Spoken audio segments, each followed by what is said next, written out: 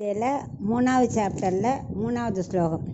ஸ்ரீ பகவானுவாச்ச லோகேஸ்மின் விவிதா நிஷ்டா புரா ப்ரோக்தா மயா நக ஞானயோகேன சாங்கியானாம் கர்மயோகேன யோகினாம். இப்போ இதுக்குள்ளே அர்த்தத்தை பார்க்கலாம்.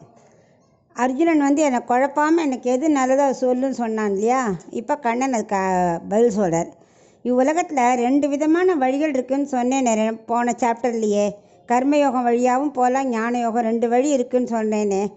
நான் ஏன் அர்ஜுனன் உன்னை குழப்ப போகிறேன்? நான் சர்வஜன், நான் எப்படி குழப்புவேன்?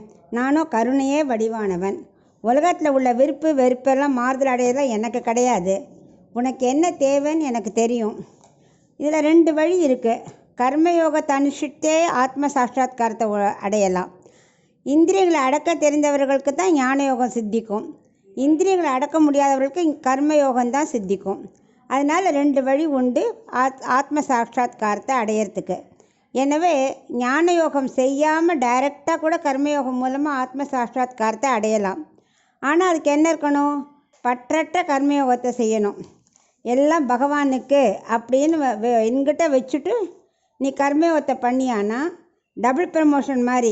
இந்த ஞான யோகம் ஆத்ம தர்ஷனம்லாம் இல்லாமல் கர்மயோகத்துலேருந்து டைரெக்டாக ஆத்ம சாட்சாத்காரம். குழந்தைகள் நன்னா படித்தா டபுள் ப்ரமோஷன் தராளே, அது மாதிரி டைரெக்டாகவே உனக்கு கிடச்சிரும் அப்படின்னு அவனுக்கு விளக்குறார். 2வது சாப்டர் என்ன சொன்னார்? கர்மயோகம், ஞான யோகம், ஆத்ம சாட்சாத்காரம்.